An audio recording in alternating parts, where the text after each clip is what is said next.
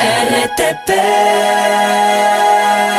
Don Ramón, a esto a las 7:12 de la mañana ya nos acompaña vía Zoom el economista Gustavo Vallejo Fierro, el expresidente nacional del PCE. Vamos a hablar sobre las negociaciones de acuerdos con otras contiendas políticas y cómo también se acogerán o cómo participarán o presentarán sus candidaturas. Bienvenido a la mañana en RTP. Gracias por acompañarnos.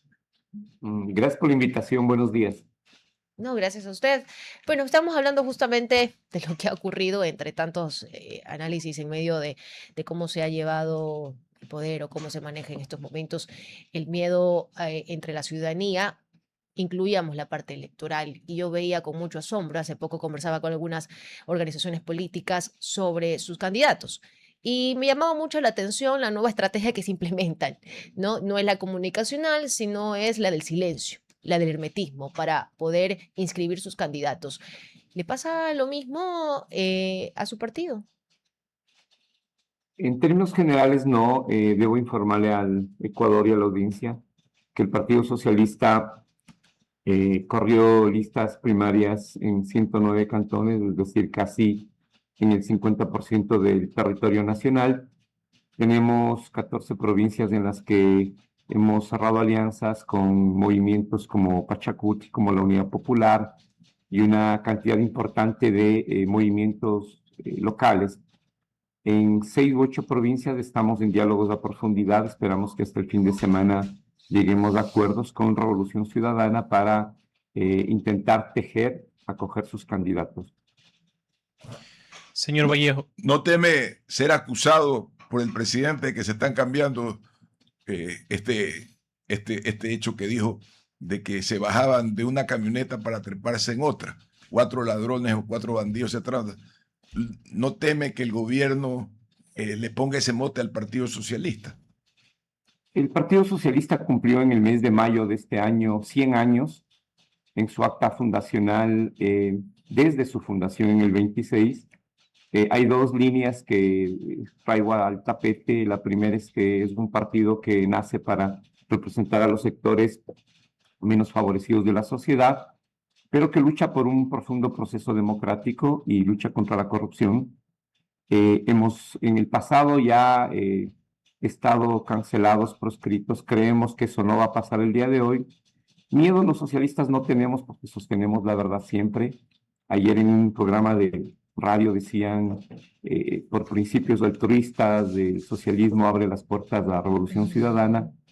Y los socialistas en el Ecuador volvemos a hablar con fuerza, con firmeza, que todo deterioro del sistema democrático lo que trae es que se busquen válvulas de salida, de escape, que pueden terminar en una conflictividad social, y eso no le conviene al Ecuador.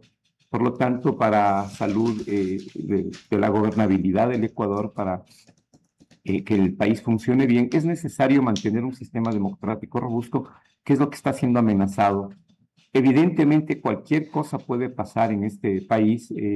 La institucionalidad pública está tremendamente deteriorada. Una llamada al 1-800 puede bastar para que le abran un proceso a través de fiscalía y le suspendan o cancelen el partido, y en el peor de los casos inicien un proceso de búsqueda de razones judiciales para procesar a dirigentes políticos o dirigentes sociales. Eso está pasando.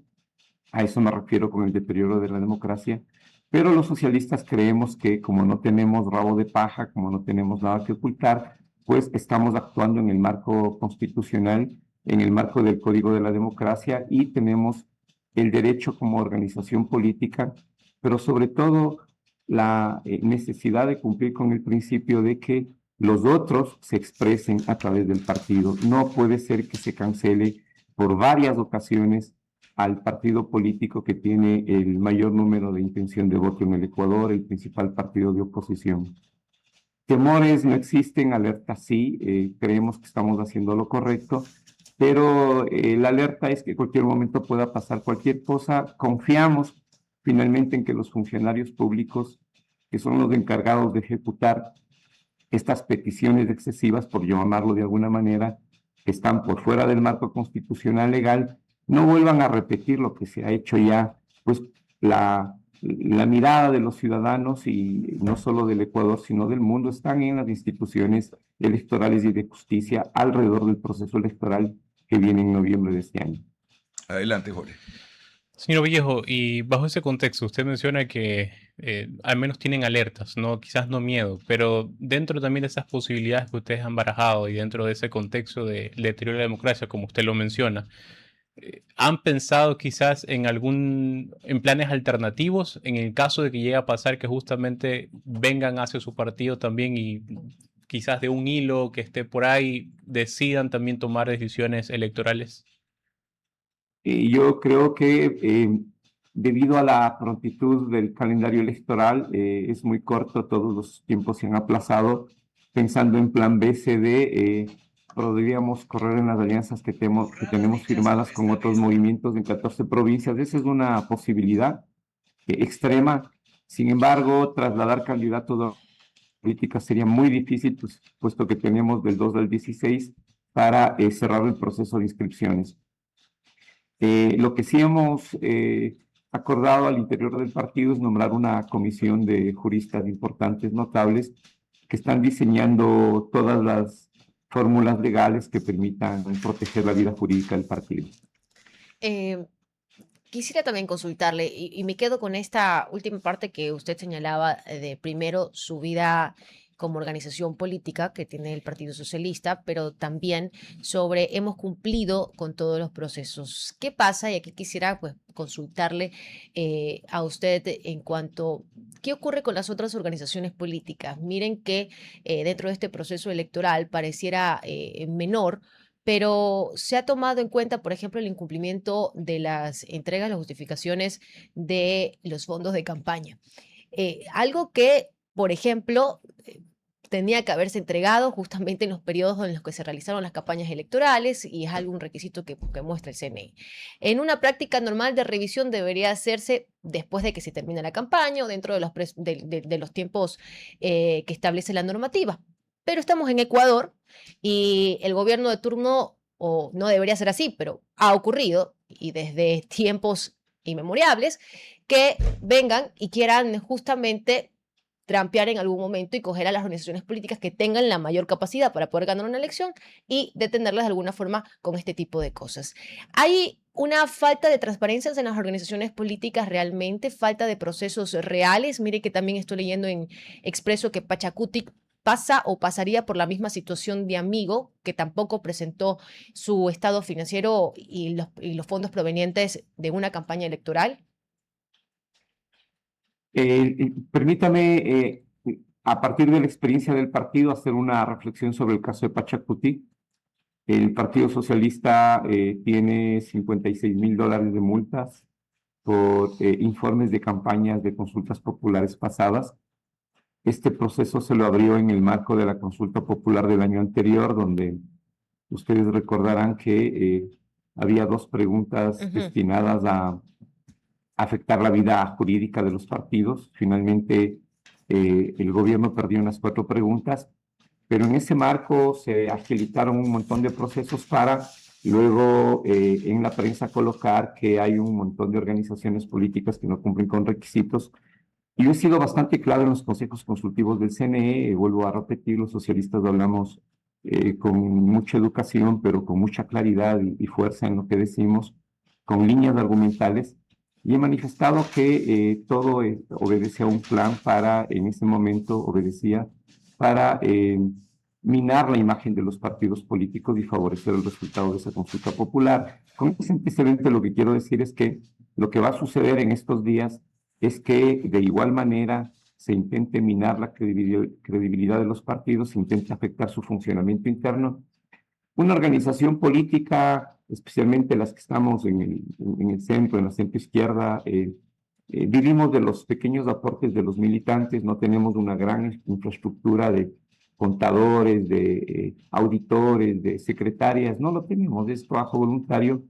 Y en el caso del partido, conocemos que la semana que viene nos llegan los reportes para justificar gastos de 2 o 3 años de cuentas del Partido Socialista y de campañas políticas. ¿Qué significa esto? Que vamos a tener un trabajo acumulado entre contestarle al CNE los temas contables financieros, que por cierto no hemos recibido más de 3 años fondos, y esta es la misma situación del resto de partidos políticos, no reciben fondos del Estado, pese que hay una disposición de que así se lo haga, pero vamos a estar preocupados de justificar cuentas y a la par vamos a estar preocupados de hacer la inscripción de los candidatos. Son elementos que terminan afectando el normal funcionamiento del proceso democrático.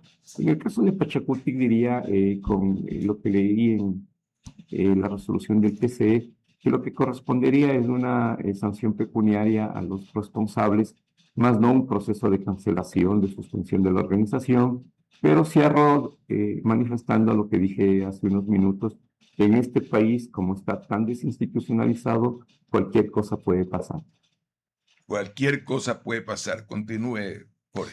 Y bajo ese contexto de desinstitucionalización, considera, por ejemplo, o algo que le preocuparía es también el tema ya del día de la sufragación, quizás temas que no se puedan subsanar correctamente en su momento, o incluso tomando en cuenta que se cambió la fecha de elecciones por temas de fenómeno del Niño, y que ahora actualmente se prevé que durante esta nueva fecha de elecciones sea donde exista más apogeo de este fenómeno.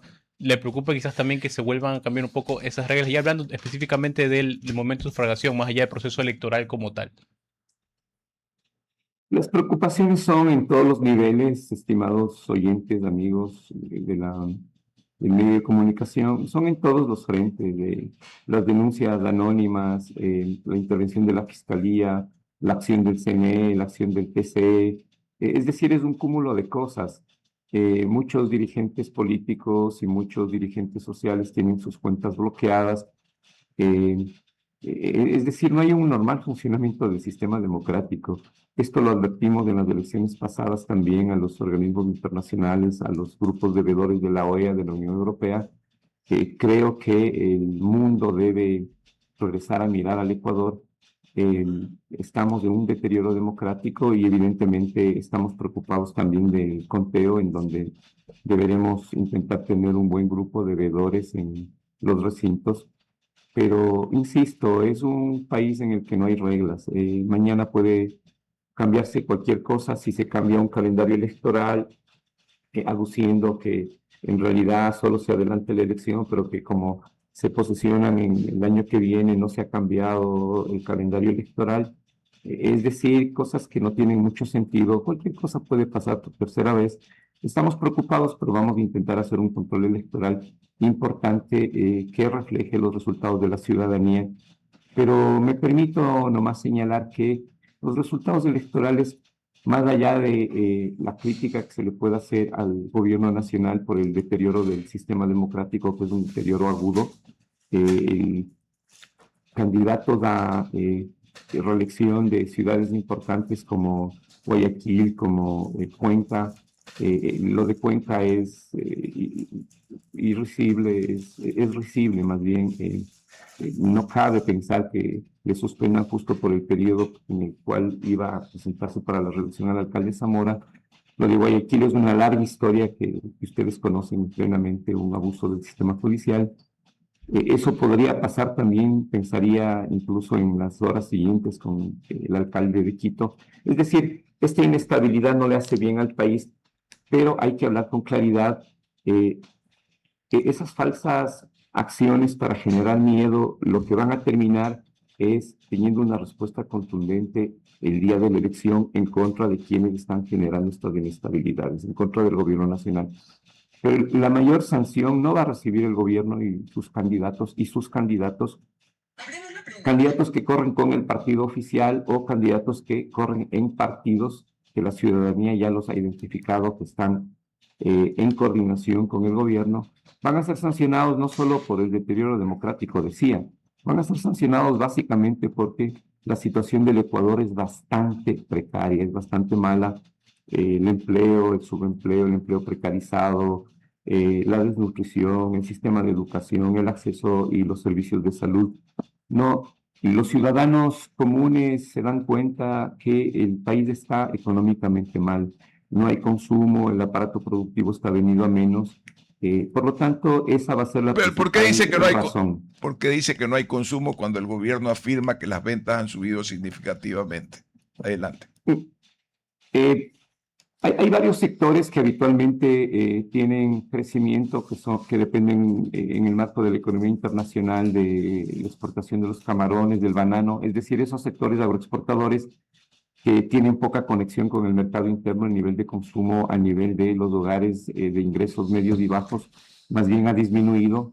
Hay que mirar qué grupo de ciudadanos están consumiendo más, qué tipos de productos se consumen más, pero yo solo pongo 2 ejemplos concretos del sector de la construcción que ha decrecido y el sector de la prestación de servicios en restaurantes especialmente. Hay una nota súper interesante en el periódico Primicias de hace unos 8 o 10 días en el que da cuenta de el deterioro del nivel de consumo. Es decir, habría que mirar qué sectores han incrementado el consumo, cuáles no. El problema de la economía es un tema, si me permite nomás un pequeño comercial. Yo puedo decir que la economía va creciendo porque exporto más, pero en términos de los ciudadanos no se benefician de aquello, porque es un sector que le aporta al PBI, al Producto Interno Bruto, en un 10, 15, 20% si sumamos petróleo, si sumamos agroexportación, pero en realidad los niveles de consumo de la gente de bajos recursos no mejora. Y lo que se hace es sacar los promedios y decir, el producto per cápita es el Es promedio decir, lo tanto. correcto sería evaluarlo por quintiles, ¿no? O sea, Lo correcto sería hacer una evaluación de qué por sectores se quintil. benefician y cuáles no.